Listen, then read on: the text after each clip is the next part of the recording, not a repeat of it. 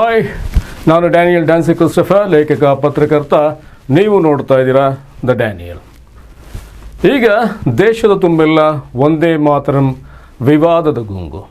ಒಂದೇ ಮಾತರಂ ದೇಶಗೀತೆಯ ದೇಶಭಕ್ತಿಯ ಹಾಡಿನ ಗುಂಗಲ್ಲ, ಆದರೆ ವಿವಾದದ ಗುಂಗು ಇಡೀ ದೇಶವನ್ನು ಆವರಿಸಿದೆ.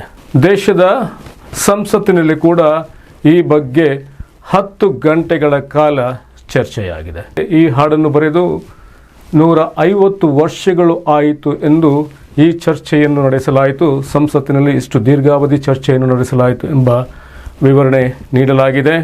ಈ ಹಾಡನ್ನು ತುಂಡರಿಸಿದ ಹಾಗೂ ಈ ಹಾಡನ್ನು ರಾಷ್ಟ್ರಗೀತೆಯಾಗದಂತೆ ತಡೆದವರ ಬಗ್ಗೆ ಚರ್ಚೆ ನಡೆಸಲಾಗಿದೆ, ಆರೋಪಗಳನ್ನು ಹೊರಿಸಲಾಗಿದೆ. ಅಂದಿನ ಪ್ರಧಾನಿ ಜವಾಹರ್ಲಾಲ್ ನೆಹರು ಅವರ ಮೇಲೆ ಗುರುತರವಾದ ಆರೋಪಗಳನ್ನು ಹೊರಿಸಲಾಗಿದೆ. 1870ರ ದಶಕದಲ್ಲಿ ಬಂಗಾಳದ ಲೇಖಕ, ಕವಿ ಹಾಗೂ ಅಂದಿನ ಬ್ರಿಟಿಷ್ ಸರ್ಕಾರದ ಉದ್ಯೋಗಿ ಬಂಕಿಮಚಂದ್ರ ಚಟರ್ಜಿ ಬರೆದಿರುವ ಈ ಹಾಡು, ಈ ಗಾನ ದೇಶಭಕ್ತಿ ಗಾನ.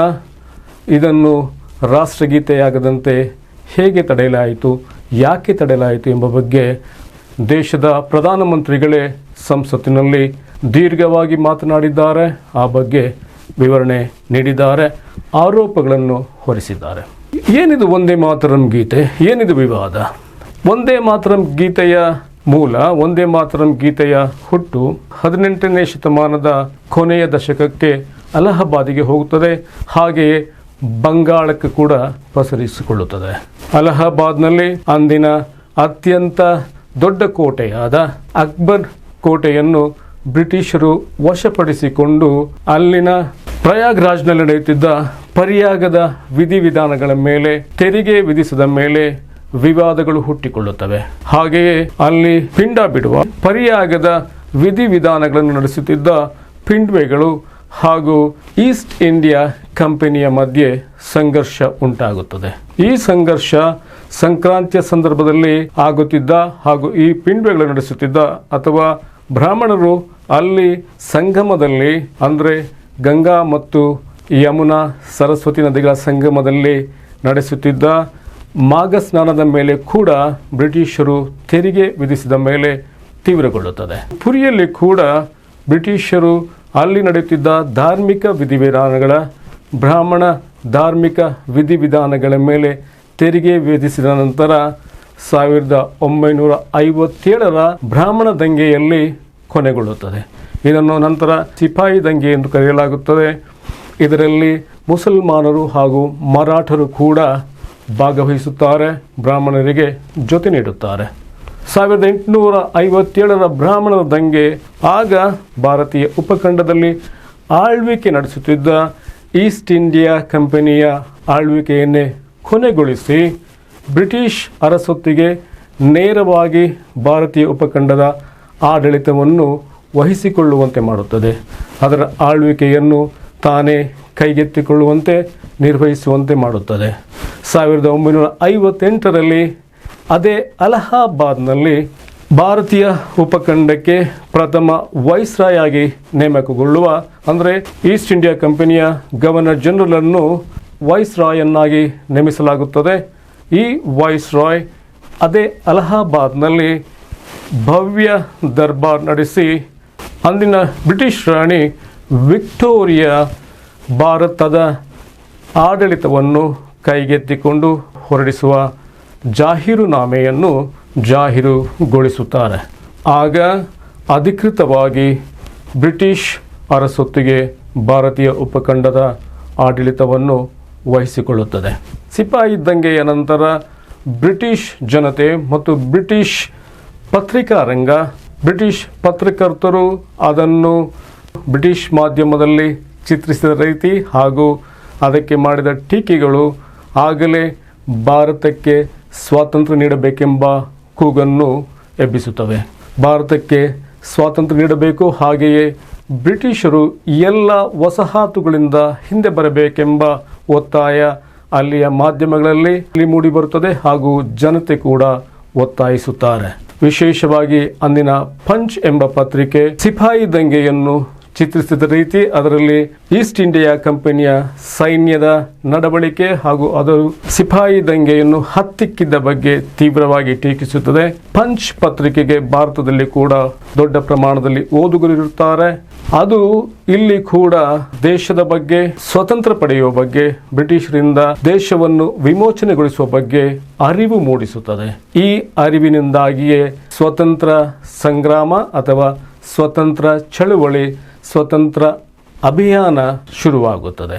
ಈ ಅಭಿಯಾನದ ಫಲವಾಗಿಯೇ ಹುಟ್ಟಿಕೊಳ್ಳುತ್ತವೆ ದುರ್ಗಾ ಪೂಜೆ ಹಾಗೂ ಗಣೇಶ ಉತ್ಸವ ಮುಂತಾದ ಜನರನ್ನು ಒಗ್ಗೂಡಿಸುವ ಉತ್ಸವಗಳು, ಧಾರ್ಮಿಕ ಉತ್ಸವಗಳು. ಮಹಾರಾಷ್ಟ್ರದಲ್ಲಿ ಬಾಲಗಂಗಾಧರನಾಥ್ ತಿಲಕರು ಆಯೋಜಿಸುವ ಗಣೇಶ ಉತ್ಸವವನ್ನು ಸ್ವತಃ ಮಹಾತ್ಮ ಗಾಂಧಿಯವರೇ ಶ್ಲಾಘಿಸುತ್ತಾರೆ. ಹಾಗೆಯೇ ಅದೇ ರೀತಿ ಬಂಗಾಳದಲ್ಲಿ ದುರ್ಗಾ ಪೂಜೆ ಕೂಡ ಜನರನ್ನು ಬ್ರಿಟಿಷ್ ಆಳ್ವಿಕೆಯ ವಿರುದ್ಧ ಒಗ್ಗೂಡಿಸುವ ಹಾಗೂ ಜನರಲ್ಲಿ ಸ್ವಾತಂತ್ರ್ಯದ ಬಗ್ಗೆ, ದೇಶದ ಬಗ್ಗೆ ಅರಿವು ಮೂಡಿಸುವ ಕೆಲಸ ಮಾಡುತ್ತದೆ. ಈ ಸಂದರ್ಭದಲ್ಲಿಯೇ ಬಂಕಿಮಚಂದ್ರ ಚಟರ್ಜಿಯವರಂಥ ಲೇಖಕರು ವಂದೇ ಮಾತರಂನಂತಹ ಗೀತೆಗಳನ್ನು ಬರೆಯುತ್ತಾರೆ. ಇದು ಮೂಲಭೂತವಾಗಿ ದುರ್ಗಾ ಪೂಜೆಯ ಸಲುವಾಗಿ ಬರೆದ ಗೀತೆ, ಆದರೆ ಇದರಲ್ಲಿ ದೇಶಾಭಿಮಾನದ ಅಂಶ ಕೂಡ ಇರುತ್ತದೆ. ಗಣೇಶ ಪೂಜೆಯಲ್ಲಿದ್ದಂತೆ ಗಣೇಶ ಪೂಜೆ ಹೇಗೆ ದೇಶಾಭಿಮಾನವನ್ನು ಕೂಡ ಜನರಲ್ಲಿ ಮೂಡಿಸಿತ್ತು, ಹಾಗೆಯೇ ದುರ್ಗಾ ಪೂಜೆ ಕೂಡ ಜನರಲ್ಲಿ ದೇಶಾಭಿಮಾನವನ್ನು ಮೂಡಿಸುತ್ತದೆ. ಅದಕ್ಕೆ ಇಂತಹ ಗೀತೆಗಳು, ವಂದೇ ಮಾತರಂನಂತಹ ಗೀತೆಗಳು ಅಭಿಮಾನವನ್ನು ಹೆಚ್ಚುಗೊಳಿಸಲು, ಅಭಿಮಾನವನ್ನು ಇನ್ನಷ್ಟು ಗಟ್ಟಿಗೊಳಿಸಲು ಸಹಾಯ ಮಾಡುತ್ತವೆ. ವಂದೇ ಮಾತರಂ ಗೀತೆಯನ್ನು ಮೊದಲ ಬಾರಿಗೆ 1985ರಲ್ಲಿ ಬಂಕಿಮಚಂದ್ರ ಚಟರ್ಜಿಯವರೇ ಬರೆದ ಆನಂದ ಮಠ ಎಂಬ ಕಾದಂಬರಿಯಲ್ಲಿ ಬಳಸಿಕೊಳ್ಳಲಾಗುತ್ತದೆ. ಆದರೆ ಇದನ್ನು ಸಾರ್ವಜನಿಕವಾಗಿ ಪ್ರಸ್ತುತಪಡಿಸಲಾಗುವುದು 1896ರ ಕಲ್ಕತ್ತಾದ ಭಾರತೀಯ ರಾಷ್ಟ್ರೀಯ ಕಾಂಗ್ರೆಸ್ನ ಅಧಿವೇಶನದಲ್ಲಿ. ಆಗ ಅದನ್ನು ಬಂಗಾಳದ ಖ್ಯಾತ ಕವಿ ರವೀಂದ್ರನಾಥ ಠಾಗೂರ್ರವರೇ ಹಾಡುತ್ತಾರೆ. ಸ್ವತಃ ಅವರೇ ಈ ಅಧಿವೇಶನದಲ್ಲಿ ಹಾಡುತ್ತಾರೆ. ಅದು ಆಗ ತುಂಬ ಜನಪ್ರಿಯವಾಗುತ್ತದೆ. ದೇಶಭಕ್ತಿ ಗೀತೆ ಎಂಬ ಹೆಸರು ಪಡೆದುಕೊಳ್ಳುತ್ತದೆ. ಭಕ್ತಿಗೀತೆಯಿಂದ, ದುರ್ಗಾ ಭಕ್ತಿಗೀತೆಯಿಂದ ಅದು ದೇಶಭಕ್ತಿ ಗೀತೆಯಾಗಿ ಪರಿವರ್ತನೆಯಾಗುತ್ತದೆ. ಆನಂತರ ಈ ಗೀತೆಯನ್ನು ವಂಗಭಂಗ ಚಳುವಳಿ, ಅಂದರೆ ಬಂಗಾಳವನ್ನು ಬ್ರಿಟಿಷರು ವಿಭಜಿಸದ ವಿರುದ್ಧ ನಡೆಯುವ ಚಳುವಳಿಯಲ್ಲಿ ವ್ಯಾಪಕವಾಗಿ ಬಳಸಿಕೊಳ್ಳಲಾಗುತ್ತದೆ. ಈ ಗೀತೆಯನ್ನು ಆಗ ಹಿಂದೂ ಮುಸ್ಲಿಮರು ಸೇರಿಯೇ ಹಾಡುತ್ತಿರುತ್ತಾರೆ. ಇದಕ್ಕೆ ಯಾವ ರೀತಿಯಲ್ಲಿಯೂ ಮುಸ್ಲಿಮರು ಆಗ ವಿರೋಧ ತೋರಿಸುವುದಿಲ್ಲ. ಆನಂತರ 1911ರಲ್ಲಿ ಮತ್ತೆ ಬಂಗಾಳವನ್ನು ಒಗ್ಗೂಡಿಸಿದ ನಂತರ ಇದು ಭಾರತ ಸ್ವಾತಂತ್ರ್ಯ ಚಳುವಳಿಯಲ್ಲಿ ಪ್ರಮುಖ ಪಾತ್ರ ವಹಿಸುತ್ತದೆ. 1906ರಲ್ಲಿ ಮುಸ್ಲಿಂ ಲೀಗ್ ಸ್ಥಾಪನೆಯಾದ ನಂತರ ಪ್ರತ್ಯೇಕ ಪಾಕಿಸ್ತಾನದ ಬೇಡಿಕೆಯನ್ನು ಮುಂದಿಟ್ಟಾಗ ವಂದೇ ಮಾತರಂ ಹಾಡಿಗೆ ವಿರೋಧ ವ್ಯಕ್ತವಾಗುತ್ತದೆ. ಇದು ಹಿಂದೂ ದೇವತೆಯ ಭಕ್ತಿಗೀತೆ, ಹಿಂದೂ ದೇವತೆಯನ್ನು ಆರಾಧಿಸುವ ಗೀತೆ. ಅದರಿಂದಾಗಿ ಇದು ಚಳವಳಿ ಗೀತೆಯಾಗಿ ಅಥವಾ ದೇಶಭಕ್ತಿ ಗೀತೆಯನ್ನಾಗಿ ಹಾಡಲು ಆಗುವುದಿಲ್ಲವೆಂಬ ವಿರೋಧ ವ್ಯಕ್ತವಾಗುತ್ತದೆ. ಈ ಬಗ್ಗೆ 1937ರಲ್ಲಿ ಸ್ವತಃ ಮಹಾತ್ಮ ಗಾಂಧಿ ಮತ್ತು ರವೀಂದ್ರನಾಥ ಠಾಗೂರ್ ರವರೇ ಮಧ್ಯಪ್ರವೇಶಿಸಿ ಈ ಹಾಡಿನ, ಅಂದರೆ ವಂದೇ ಮಾತರಂ ಹಾಡಿನ ಮೊದಲ 2 ಚರಣಗಳನ್ನು ಮಾತ್ರ ಚಳವಳಿಯಲ್ಲಿ, ಸಾರ್ವಜನಿಕ ಸಮಾರಂಭಗಳಲ್ಲಿ, ಸ್ವತಂತ್ರ ಸಂಗ್ರಾಮದ ಜಾಥಾಗಳಲ್ಲಿ ಹಾಡಬೇಕು, ಬಳಸಿಕೊಳ್ಳಬೇಕು ಎಂದು ಸೂಚನೆ ನೀಡುತ್ತಾರೆ. ಅದರಂತೆ ಆ ನಂತರ ಈ ಹಾಡಿನ ಮೊದಲ 2 ಚರಣಗಳನ್ನು ಮಾತ್ರ ಸಭೆ ಸಮಾರಂಭಗಳಲ್ಲಿ ಹಾಡಲಾಗುತ್ತದೆ. ಆನಂತರ 1946ರಲ್ಲಿ ಸ್ವತಃ ಗೌಹಾಟಿಯಲ್ಲಿ ನಡೆಯುವ ಸಭೆಯೊಂದರಲ್ಲಿ, ರಾಜಕೀಯ ಸಭೆಯೊಂದರಲ್ಲಿ ಸ್ವತಃ ಮಹಾತ್ಮ ಗಾಂಧಿಯವರೇ ಈ ಹಾಡಿನ ಮೊದಲ 2 ಚರಣಗಳನ್ನು ದೇಶಗೀತೆಯನ್ನಾಗಿ ಹಾಡಬೇಕು ಎಂದು ಸೂಚಿಸುತ್ತಾರೆ. ಜೈ ಹಿಂದ್ ಎಂಬ ಘೋಷವಾಕ್ಯದೊಂದಿಗೆ ವಂದೇ ಮಾತರಂ ಎಂಬ ಘೋಷವಾಕ್ಯವನ್ನು ಕೂಡ ಜನರು ಸ್ವತಂತ್ರ ಘೋಷಣೆಯನ್ನಾಗಿ ಬಳಸಬೇಕೆಂದು ಗಾಂಧಿಯವರು ಸೂಚಿಸುತ್ತಾರೆ. ಭಾರತ ಸ್ವಾತಂತ್ರ್ಯವಾದ ನಂತರ ರಾಷ್ಟ್ರಗೀತೆಯನ್ನಾಗಿ ಜನಗಣಮನವನ್ನು ಆಯ್ಕೆ ಮಾಡಲಾಗುತ್ತದೆ. ವಂದೇ ಮಾತರಂ ಗೀತೆಯನ್ನು ದೇಶಗೀತೆಯನ್ನಾಗಿ ಆಯ್ಕೆ ಮಾಡಲಾಗುತ್ತದೆ. ಈ ಹಿಂದೆ ಜನಗಣಮನ, ಗೀತೆಯ ಬಗ್ಗೆ ಹೇಳಲಾಗಿದೆ. ಅದು 7ನೇ ಜಾರ್ಜ್ ದೆಹಲಿ ದರ್ಬಾರ್ನಲ್ಲಿ ಭಾಗವಹಿಸಲು ಭಾರತಕ್ಕೆ ಆಗಮಿಸುವಾಗ ಅವರನ್ನು ಸ್ವಾಗತಿಸಲು ರಚಿಸಲಾಗುವ ಸ್ತುತಿಗೀತೆ. ಹಾಗೆಯೇ ವಂದೇ ಮಾತರಂ ದುರ್ಗಾ ಪೂಜೆಯಲ್ಲಿ ಹಾಡಲಾಗುತ್ತಿದ್ದ ಭಕ್ತಿಗೀತೆ. ಈ 2 ಗೀತೆಗಳು ರಾಷ್ಟ್ರಗೀತೆ ಹಾಗೂ ದೇಶಗೀತೆಯನ್ನಾಗಿ ಅಂಗೀಕರಿಸಲಾಗುತ್ತದೆ ಸ್ವಾತಂತ್ರ್ಯ ನಂತರ. ಈಗ ಯಾಕೆ ಈ ಗೀತೆಯ ಬಗ್ಗೆ, ವಂದೇ ಮಾತರಂ ಗೀತೆಯ ಬಗ್ಗೆ ವಿವಾದ ಸೃಷ್ಟಿಸಲಾಗಿದೆ? 150 ವರ್ಷಗಳು ಸಂದಿರುವ, ಅಂದರೆ ಈ ಗೀತೆ ರಚನೆಯಾಗಿ 150 ವರ್ಷಗಳು ಸಂದಿರುವಾಗ ಈ ವಿವಾದವನ್ನು ಯಾಕೆ ಸೃಷ್ಟಿಸಲಾಗಿದೆ? ಈ ಹಾಡನ್ನು ತುಂಡರಿಸಲಾಗಿದೆ. ಈ ದೇಶಭಕ್ತಿ ಗೀತೆಗೆ ಜವಾಹರ್ಲಾಲ್ ನೆಹರೂರವರು ಅವಮಾನ ಮಾಡಿದ್ದಾರೆ. ಅಲ್ಪಸಂಖ್ಯಾತರು ಇದನ್ನು ಹಾಡಲು ಆಗಲೇ ವಿರೋಧಿಸಿದ್ದಾರೆ, ಈಗಲೂ ವಿರೋಧಿಸುತ್ತಿದ್ದಾರೆ ಎಂದು ಯಾಕೆ ಆರೋಪಿಸಲಾಗುತ್ತಿದೆ? ಹಾಗೆಯೇ ಅಲ್ಪಸಂಖ್ಯಾತರು ಕೂಡ ಇದನ್ನು ಯಾಕೆ ವಿರೋಧಿಸುತ್ತಿದ್ದಾರೆ?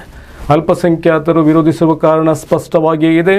ಇದು ಹಿಂದೂ ದೇವತೆಯ ಆರಾಧನಾ ಗೀತೆ ಎಂದು ಅವರು ಪ್ರತಿಪಾದಿಸುತ್ತಿದ್ದಾರೆ. ಆದರೆ ಈಗ ಈ ವಿವಾದ ಸೃಷ್ಟಿಸಲು ಇದನ್ನು ರಾಷ್ಟ್ರಗೀತೆಯನ್ನಾಗಿ ಮಾಡುವ ಪ್ರಯತ್ನದ ಭಾಗವೇ?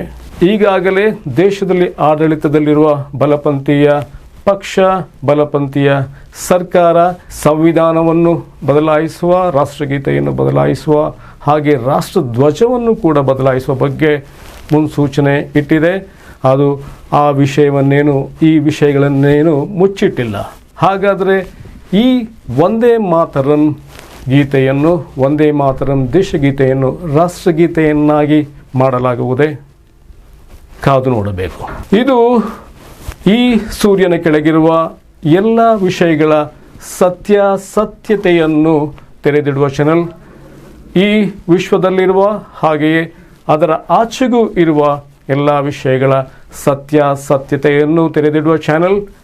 ಇದಕ್ಕೆ ಸಬ್ಸ್ಕ್ರೈಬ್ ಮಾಡಿ, ಹಾಗೆಯೇ ನೋಟಿಫಿಕೇಷನ್ಗಾಗಿ ಐಕಾನ್ ಬೆಲ್ಲನ್ನು ಕೂಡ ಒತ್ತಿ. ನಮಸ್ಕಾರ.